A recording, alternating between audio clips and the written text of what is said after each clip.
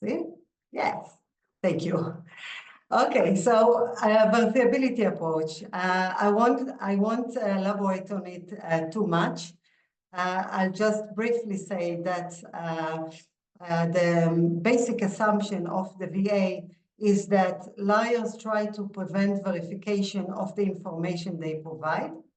Liars understand that providing extensive information creates credible impression, but they also fear to getting caught in their lies, and thus their strategy is to provide as many unverifiable perceptual and contextual details as possible. And this is also the operational definition of the VA.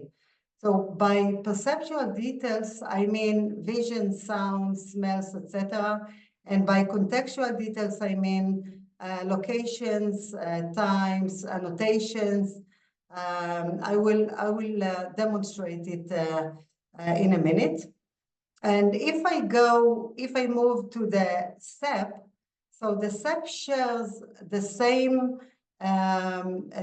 assumption as the VA, that liars try to prevent verification of the information they provide, but it uses a different operational definition. In contrast to the VA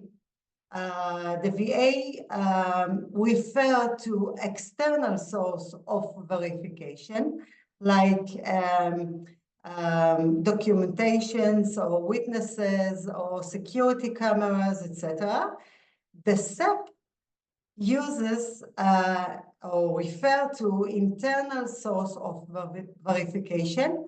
And by internal, I mean internal to the account of the interviewee. So the CEP suggests that the contextual details that the interviewee provided confer the verifiability of the perceptual details that the same interviewee provided. That's why it's internal to the account. And so the operational definition of the CEP is that liars provide as many contextless perceptual details as possible. And I will try to explain that by some examples. So how the context confers verifiability on the perceptual details. If I look at the right statement, this is, the left statement is a poor in context statement, one that I would expect from a liar. And the right one is rich in context statement, one that I would expect from a truth teller. So on the way to the store on campus, I saw someone hanging a sign. When I look at that, the location that is provided by the interviewee is vague. Store. I don't know exactly which store he was heading to. And also the identity of the person that was hanging the sign is also vague. So this is difficult for me to verify. In contrast, on the way to the grocery store on campus, I saw the maintenance man of the faculty hanging a sign. Here, I have better idea. So the location is clearer, the grocery store, and also the identity of the person that was hanging the sign. And that's why it's much easier for me to verify. The context provide me or enable me to verify the perceptual details like the hanging of the sign. Another example, I left home early and arrived at one of the cafes on the campus. Early relatively to what? I even don't know at what part of the day it was, and also one of the cafes. So I don't know exactly which cafe. In contrast, I left home before dawn. when I arrived at Greg's Cafe on campus, they had just opened. So here the time is much clearer. I have better idea of what time the person left his house. It was early in the morning before dawn. And also I know when he arrived to his destination, it was when they had just opened. And also the interviewee annotated, he gave annotation to the cafe, so I know where it was, the location. The location context is also clearer. And last one, I called a friend and we talked for a bit. In contrast to, I called a friend from my studies and we talked a bit about the essay we need to submit. So here, the interviewee knowing the options. So I know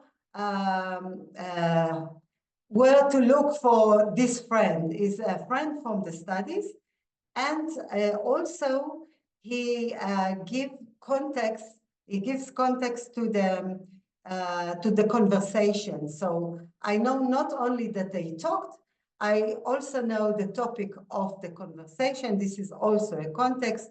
So this is difficult to verify, and this is easier to verify. So the CEP measure is actually the ratio between the contextual details, the number of contextual details we have, divided by the total details, contextual details plus perceptual details. And we expect truth tellers to provide more contextual details, so the ratio to be higher than for liars. And I want to present several studies. Of course, I don't have the time to go into details, so I won't elaborate too much about the design. I just want to give you some impression of what we have till now. So the first study was encouraging.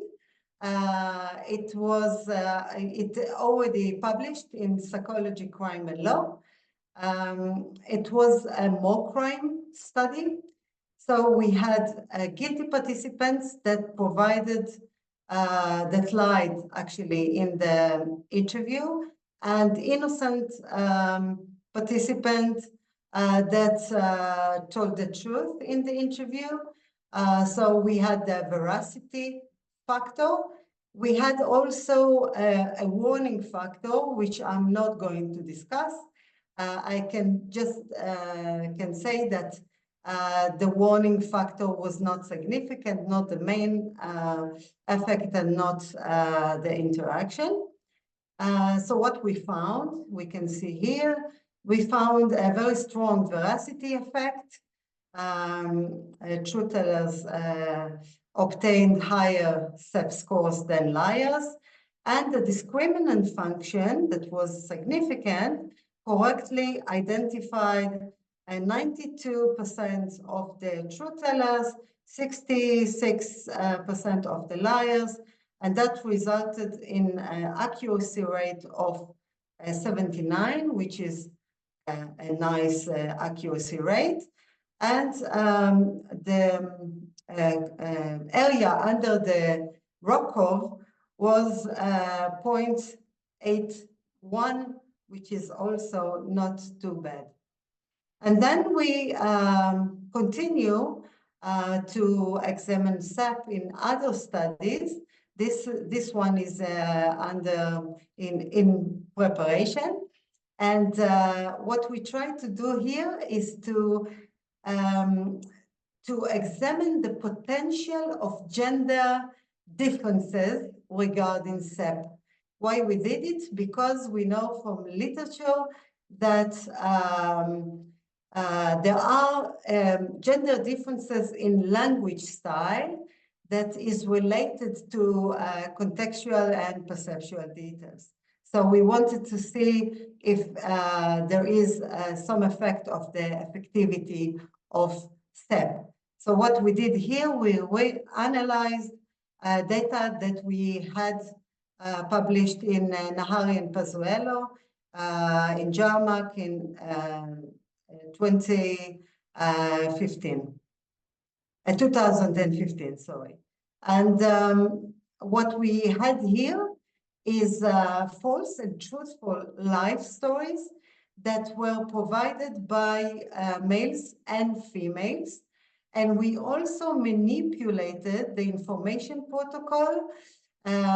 We had information protocol that encouraged the participants to provide as many perceptual, contextual, and emotional details.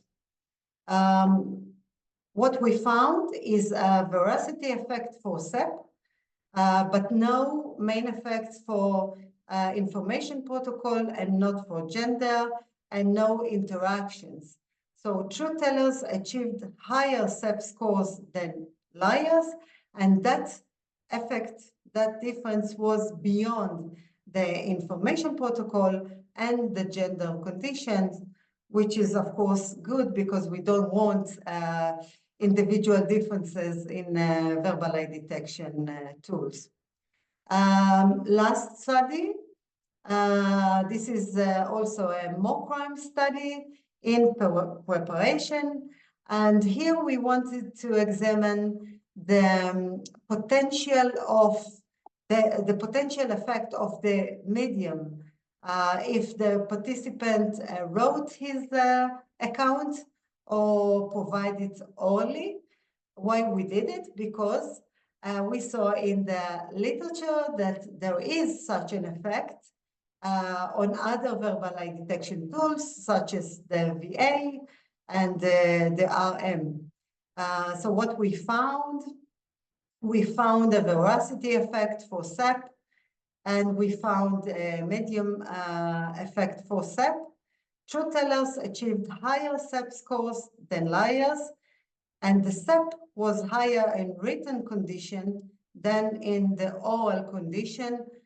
We can understand why, because when one writes his or her account, it provides more time to think and to decide what details to provide. Okay, so if I conclude, the initial empirical support for the effectiveness of the CEP measure is encouraging, and that's why, of course, it's just initial. That's why we continue with this research, and we try to examine CEP in different contexts and situations. For example, delay in time, the effect of memory, the effect of countermeasures, the applicability for traumatic events, and etc. That's it. Thank you very much.